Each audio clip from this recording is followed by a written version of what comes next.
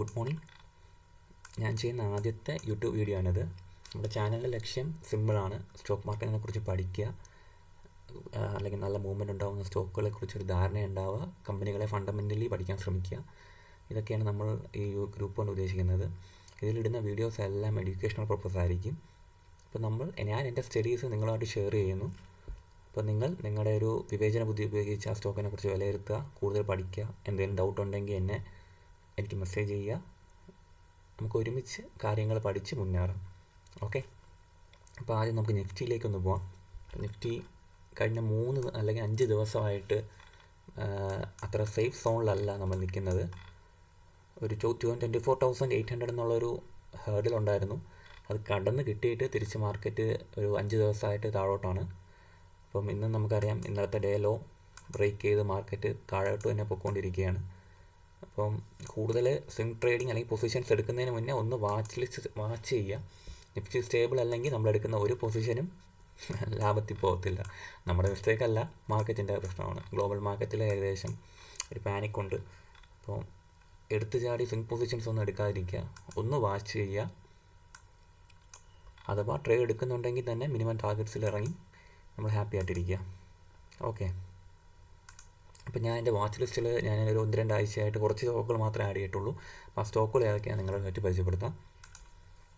ആദ്യമായിട്ട് ക്യൂ പവറാണ്. ഞാൻ ക്യൂ പവർ എന്നെ ഇൻസ്റ്റയിൽ ഫോളോ ചെയ്യുന്നവർക്കറിയാം. ഞാൻ ക്യൂ പവർ ഒരു 2 ദിവസം 3 ദിവസം മുന്നേ ഞാൻ ഷെയർ ചെയ്തിട്ടുണ്ടായിരുന്നു. ഓൾമോസ്റ്റ് ഒരു 388 ഞാൻ ഷെയർ ചെയ്തത്. അത് ഇന്നലെ ഒരു ബ്രേക്കൗട്ട് നടന്നിട്ടുണ്ട്. ഷെയർ ചെയ്ത അടുത്ത ദിവസം ഒന്ന് സെൽ ഓഫ് നടന്നു. ശേഷം ഇന്നലെ ഒരു നല്ലൊരു ബ്രേക്കൗട്ട് കിട്ടി. 408 ക്ലോസ് ചെയ്തു. ഇന്നൊരു മൂവ്മെൻറ്റ് തന്ന ശേഷം മാർക്കറ്റ് കണ്ടല്ലോ 205 പോയിൻ്റ് ഇടിഞ്ഞിരിക്കുകയാണ്. അപ്പോൾ മാർക്കറ്റ് ജസ്റ്റ് ഒന്ന് ഒരു പുൾ ബാക്ക് കയറിയാണ്. മേ ബി ഒരു 393 ഒന്ന് ടെസ്റ്റ് ചെയ്തിട്ട് തിരിച്ചൊരു മൂവ്മെൻറ്റ് നമുക്ക് പ്രതീക്ഷിക്കാം. അടുത്ത സ്റ്റോക്ക് സ്പോട്ട് കിങ് ആണ്. ഇത് ഞാൻ ഇൻസ്റ്റയിൽ ഷെയർ ചെയ്തിട്ടുണ്ടായിരുന്നു. ടെക്നിക്കലി ഞാൻ ഏകദേശം ഈ സ്റ്റോക്ക് കുറച്ച് ദിവസമായിട്ട് വാച്ച് ചെയ്യുകയാണ്. ഈ ഒരു ബ്രേക്കൗട്ടിന് ശേഷം ഞാൻ ഈ സ്റ്റോക്ക് വാച്ച് ചെയ്യുകയാണ്. ഒരു 128 മുകളിൽ പോയാൽ ഞാൻ ഇതിലൊരു സ്വിംഗ് പൊസിഷൻസ് ആഡ് ചെയ്യാമെന്ന് വിചാരിച്ചിരുന്നതാണ്. പക്ഷേ മാർക്കറ്റ് നമുക്ക് സപ്പോർട്ടല്ല. ബട്ട് ലെറ്റ്സ് വെയിറ്റ്, കാത്തിരിക്കാം. അടുത്ത സ്റ്റോക്ക് ഇനോക്സ് വിൻഡാണ്. ഇനോക്സ് വിൻഡിന് ഞാൻ ഈ ട്രേഡ് എടുക്കാൻ കാര്യം നല്ലൊരു ബേസ് ഉണ്ട്. ഒരു നല്ല ബ്രേക്കൗട്ട് കിട്ടിയിട്ടുണ്ട്. ചെറിയ ബ്രേക്കൗട്ടാണ്. ശേഷം ഒരു കൺസോൾട്ടേഷൻ സ്റ്റേറ്റിലാണ്. ഒരു 188.93 മുകളിൽ ഞാൻ മൊമെൻറ്റം പ്രതീക്ഷിക്കുന്നുണ്ട്. സോ ഞാൻ ഇതിൻ്റെ സ്റ്റോക്കിനെ ഇത് വാച്ച് ലിസ്റ്റ് ഇട്ടേക്കാണ് കേട്ടോ. അടുത്തത് GICRE, general insurance corporation of India. ഈ സ്റ്റോക്ക് ഞാൻ കുറച്ചധികം ദിവസമായിട്ട് വാച്ച് ലിസ്റ്റിൽ ഇട്ടേക്കാണ്. പക്ഷേ ഞാൻ ഷെയർ ചെയ്തിട്ടില്ല. ഇതെൻ്റെ കണ്ണിൽപ്പെട്ടത് ഈ ഒരു 420 മുകളിലുള്ള ഈ ബ്രേക്കൗട്ടിലാണ് ഈ സ്റ്റോക്ക് എൻ്റെ കണ്ണിൽപ്പെട്ടത്. ശേഷം ഞാൻ വാച്ച് ലിസ്റ്റ് ഇട്ടിട്ടുണ്ട്. 453 മുകളിൽ ഞാൻ ഒരു മൊമെൻറ്റം പ്രതീക്ഷിക്കുന്നുണ്ട്. വെയിറ്റ് ചെയ്യാം. 477 ആണ് എൻ്റെ ഫസ്റ്റ് ടാർഗറ്റ്. ശേഷം 535.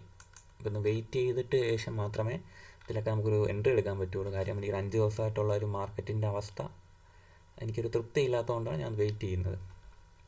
അടുത്ത സ്റ്റോക്ക് ITC ഹോട്ടൽസ് ആണ്. ഇത് ഞാൻ ഈ വീക്ക് ഞാൻ ഒരു ഇൻട്രാഡേ ഒരു മൊമെൻറ്റം പ്രതീക്ഷിച്ച സാധനമാണ്.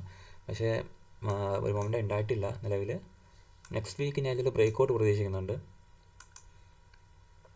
207 മുകളിൽ ഞാൻ ഒരു മൊമെൻറ്റം പ്രതീക്ഷിക്കുന്നുണ്ട്. അപ്പോൾ നമുക്കിത് വാച്ച് ചെയ്യാം. ഏകദേശം ഈ സ്റ്റോക്ക് ഒരു 5-6 ദിവസമായിട്ട് കൺസോൾട്ടേഷനിലാണ്. നമുക്കിത് വാച്ച് ചെയ്യുന്നതുകൊണ്ട് തെറ്റില്ല. എൻ്റെ വാച്ച് ലിസ്റ്റിൽ ഈ സ്റ്റോക്ക് ഉണ്ടാവും, ITC ഹോട്ടൽസ്. അടുത്താണ് വെൽസ്പൺ ലിവിങ്. അപ്പോൾ മിക്കവാറും ഇന്നൊരു ബ്രേക്കൗട്ട് ഉണ്ടാവും. 151 മുകളിൽ ഒരു മൊമെൻറ്റം ഞാൻ പ്രതീക്ഷിക്കുന്നുണ്ട്. 166 ഒരു ടാർഗറ്റ് വെച്ചിട്ട് നമുക്കിതൊന്ന് വാച്ച് ചെയ്ത് നോക്കിയാൽ 5 മിനിറ്റ് നോക്കിയാലേ അറിയാം. മാർക്കറ്റ് നല്ലൊരു പുഷ് ആയിരുന്നുണ്ട് മുകളിലോട്ട്. വെയിറ്റ് ചെയ്യാം. 151.59 ഇപ്പോൾ ബ്രേക്കൗട്ടിലേക്ക് ശ്രമിക്കുകയാണ് വെൽസ്പൺ ലിവിങ്.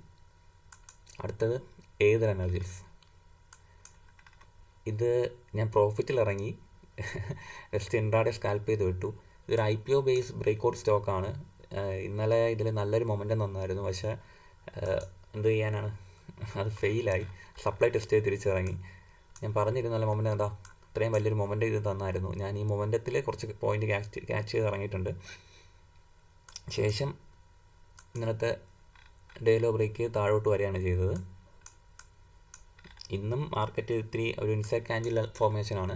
കുറച്ച് ദിവസം കൂടെ കാത്തിരിക്കാം.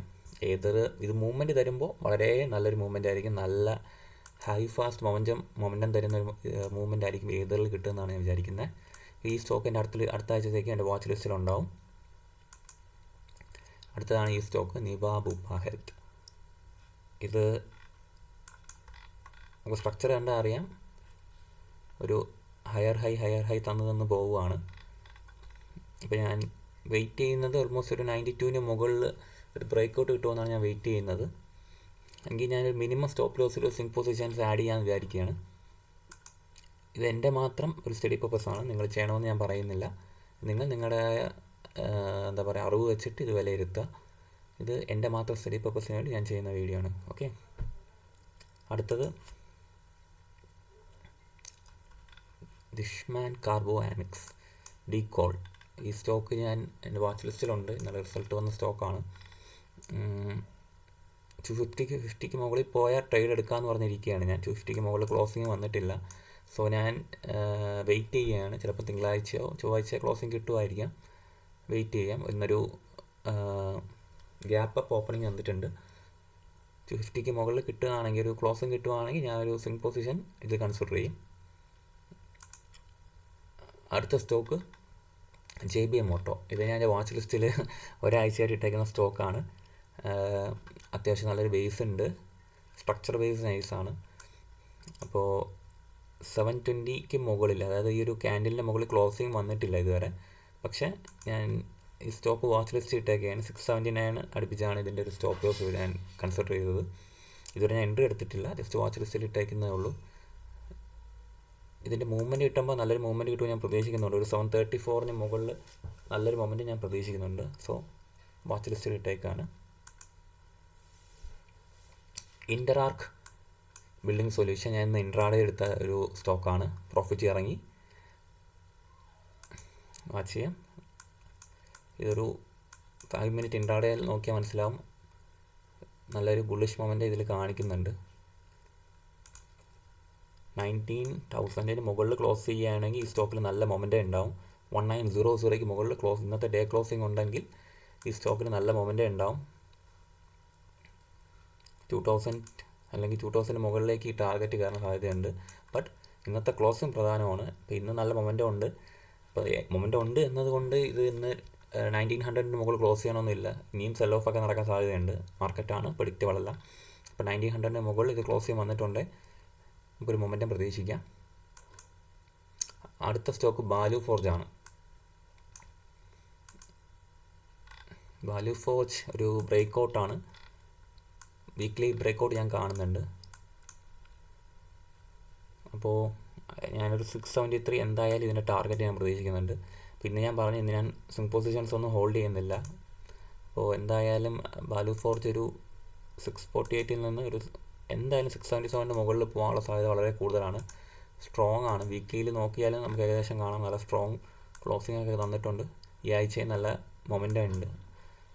ഓക്കെ, അപ്പോൾ അടുത്ത വീഡിയോ ആയിട്ട് ഞാൻ വരാം. അതുവരെ ഗുഡ് ബൈ, താങ്ക് യു.